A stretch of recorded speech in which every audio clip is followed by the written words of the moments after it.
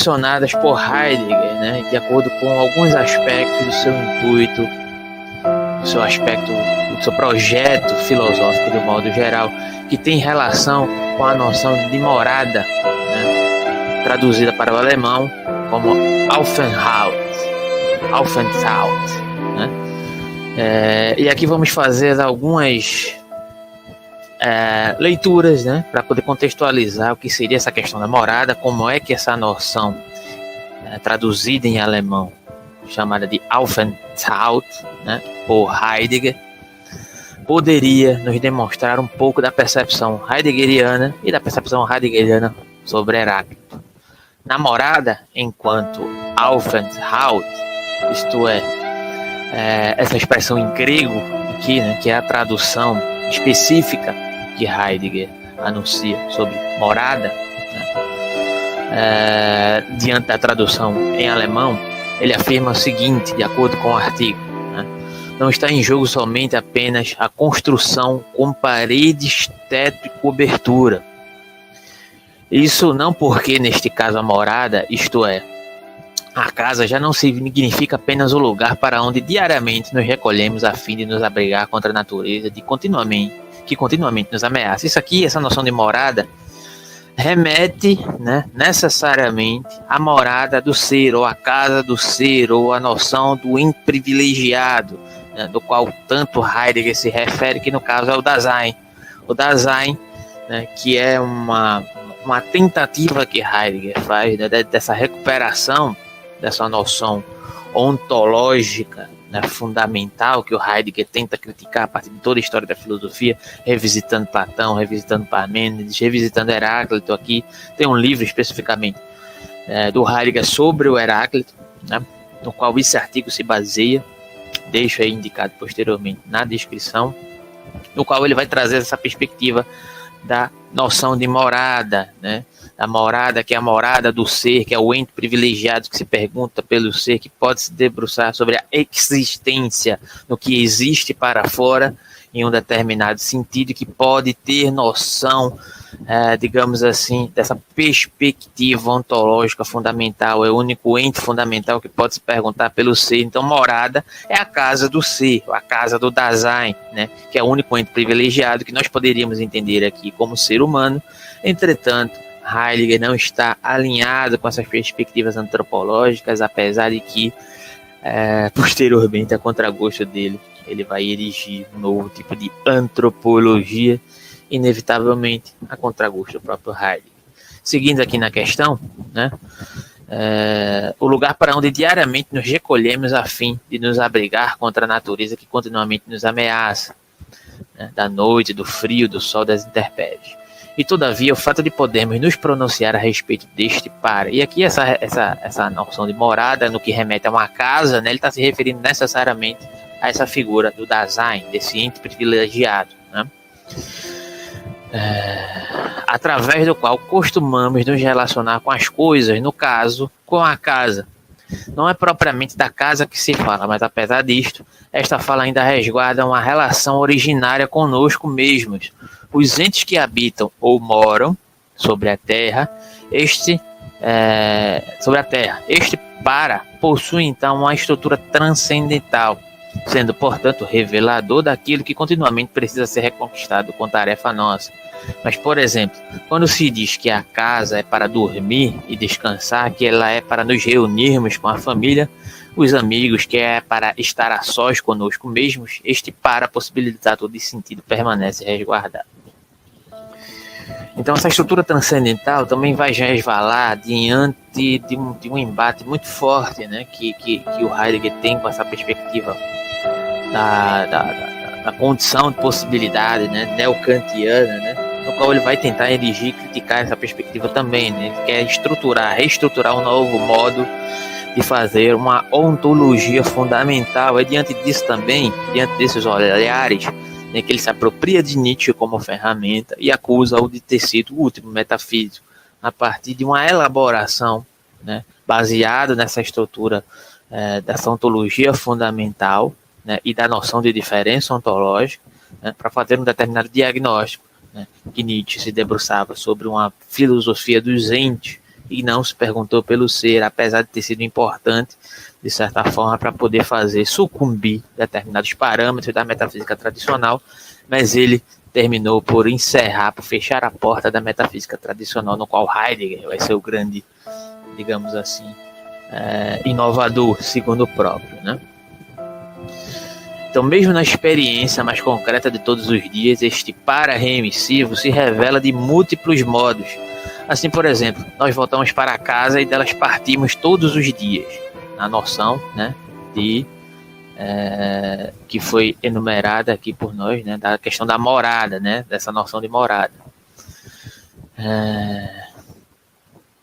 Este para-remissivo se revela de múltiplos modos. Assim, por exemplo, nós voltamos para casa e dela partimos todos os dias, mesmo quando dela não saímos. A cada amanhecer, tudo recomeça. E isso independentemente da casa em si, ou ainda mesmo quando se mora num hotel ou num barraco, estes abrigos ainda continuarão sendo nossa casa. E até mesmo para quem se habituou a viver ao relento. Este modo de viver pode e até deve significar morada. E aqui uma elaboração, né, no sentido mais amplo de morada, fazendo essa analogia com a perspectiva da morada do ser aqui em Heidegger. E por que isso? Ora, este resguardo, este cuidado pela morada nada mais é que o cuidado conosco mesmos. Cuidamos da morada porque é vital e essencial cuidar de nós mesmos. Mas com isso, não se quer dizer que a morada necessariamente tenha de ser continuamente reformada, restaurada, construída. Pois mesmo que isso possa se fazer necessário em algum momento, o que então a faz e torna ainda mais morada, ela carecerá de cuidados constantes, porque nós jamais poderemos dispensar e descuidar de nossa própria essência. E é por isso que justamente é preciso reformá-la, restaurá-la e construí-la, mesmo modificando-se a morada, permanece enquanto morada, né? Em suma, cuidar da morada, cuidar dela. Tanto é assim que a casa habitada é sinônimo de casa cuidada, e ela será tanto melhor cuidada quanto mais própria essencialmente for habitada, no sentido que vem implícito na história contada acerca de Heráclito, aqui entre Heráclito, né? Estando ele simplesmente em sua casa, aquecendo-se junto ao forno, é que o forno não é meramente algo já dado, pronto, acabado, de antemão. Junto ao forno é o lugar em que se realiza, se tece e acontece a sua existência. Por isso é tão vital, tão essencial não descuidar, não se distrair com outras coisas que encubram este cuidado, este modo de ocupação vital. E todavia, tudo isso parece ser até mesmo uma constatação bastante banal e corriqueira, e sendo justamente radicalmente cotidiana. Tem por isso seu enraizamento no dia a dia de nossas vidas, de nossas lidas, né? Enfim, em tudo que fazemos ou deixamos de fazer. Tudo isso pode não passar de uma mera aparência ou ilusão. Contudo, para perceber e descrever a simplicidade deste fato, requer-se um distanciamento devido. Requer-se um distanciamento, isto é, um desprendimento e afastamento devidos, a partir dos quais é possível descrever a fenomenalidade da existência enquanto acontece. Ou seja, Heidegger fala de uma perspectiva do acontecimento que está alinhada, digamos assim, as contraposições ou as composições heraclitianas, né, do sentido, que faz uma analogia e evidente a noção do fogo e do conflito e do devir. Entretanto, Heidegger está preocupado não necessariamente com a questão do devir enquanto contradição, enquanto impossibilidade de permanência, mas ele está preocupado, na verdade, com os aspectos fenomênicos, e aí é herdado de Husserl, né, daquilo que pode permanecer enquanto morada, enquanto perspectiva da existência que existe para fora, em um certo sentido, que pode apreender, né, essa determinada leitura, né, existencial, em detrimento da figura do Dasein, né, esse aspecto fenomênico de perceber, digamos assim, a composição do ser a partir do seu velamento e do seu desvelamento diante dessa perspectiva fenomênica, né? Requer-se um distanciamento para esse tipo de percepção, e ao mesmo tempo esse distanciamento se perfaz a partir das próprias banalidades da vida cotidiana, né? Nesse sentido também se perfaz a noção, no sentido análogo, né, muito parecido, a noção do ser para a morte, do Heidegger, né, que faz com que esse ente privilegiado tenha consciência da sua própria morte, assim como tem consciência da sua existência, e assim como pode se perguntar por essa ontologia fundamental que se perfaz a partir dessa noção de existência e a partir desse cuidado com a morada, né, que pode se perfazer de inúmeros modos. Entretanto, ao se distanciar um pouco enquanto, digamos, entre aspas, percepção do chafurdar do cotidiano, independentemente de uma abstração fenomênica dele, né, podemos mais atentamente observar esse desvelamento da perspectiva fenomênica heideggeriana, que nos faz erigir essa noção de morada de uma forma muito ampla, para além das concepções comuns. Não é necessariamente o nosso corpo que nos faz morada, mas a nossa existência enquanto complementaridade, enquanto noção existencial, existência existindo para o fora, né, digamos assim, né, se relacionando para com o fora e para com tudo aquilo que podemos nos relacionarmos acerca da noção de ser no mundo, pois ser é ser no mundo, é Mitsein, é ser um com o outro, necessariamente, né?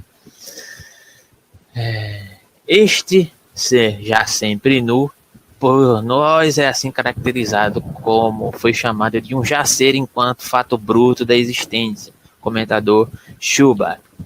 Fato bruto da existência é uma das expressões mais apropriadas para este ser já sempre jogado no mundo, isto é, no fato dos fatos, o qual requer de nós, de alguma maneira, que lhe demos uma feição, uma forma, mais precisamente ainda uma determinação, uma delimitação, uma definição. Mas o que diz aqui no mundo? Mundo é sempre uma possibilidade concreta de existência humana, uma possibilidade e desde a qual já nasce, já se cresce, já se morre a cada vez, como por exemplo. E aí Heidegger fala de uma questão muito fundamental, que é a questão da diferença ontológica, né? Da questão do ente, né? E a questão do ser dos entes, né? Digamos assim, né? Porque o único ente fundamental que pode, de certa forma, se perguntar pelo ser é o Dasein, e o Dasein, né, ele tem digamos assim, uma reverberação que vai perpassar pela ideia de ontoteologia e pela ideia de ciência que Heidegger vai criticar, né? Essas determinações são constituídas a partir dos nossos conhecimentos construídos, o que não é o que Heidegger está elaborando aqui, né? Não é um conhecimento ontoteológico, não é um conhecimento científico que vai se perguntar pelo ser.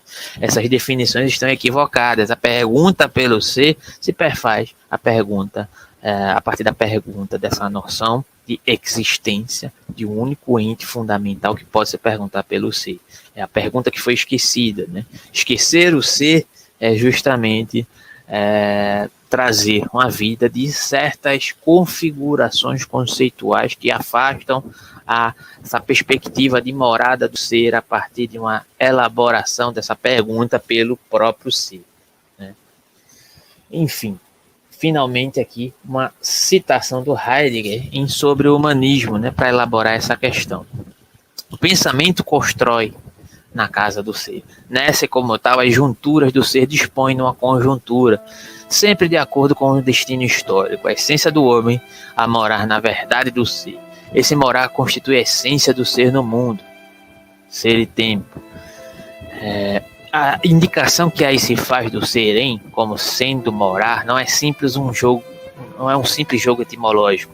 A referência feita na conferência de 36, a palavra de Hölderlin, cheio de mistérios, ou Hölderlin, cheio de mistérios, todavia é poeticamente que mora o homem sobre esta terra. Não é enfeito para um pensamento que se estava fugindo da ciência para a poesia. Falar-se de casa do ser não é uma transposição da imagem da casa para o ser, mas é a partir da essência do ser pensada devidamente que um dia poderemos então pensar o que é a casa e morar. Ou seja, não é a fixidez da ideia de morada, né, que vai nos fazer entender a concepção do ser, mas é olhar para o fato da existência que pode nos fazer reconstruir a ideia de morada, né? De um modo geral, né, Heidegger, em sua analítica existencial, como ser no mundo, elabora que esta é a estrutura fundamental de um pensamento que pensa buscar a essência do ser humano enquanto existente. Por isso, numa outra célebre passagem sobre o humanismo, muitas vezes citada, mas tão raramente pensada em sua radicalidade, de Heidegger: o homem não é apenas um ser vivo que, entre outras faculdades, possui também a linguagem. Muito mais do que isso, a linguagem é a casa do ser.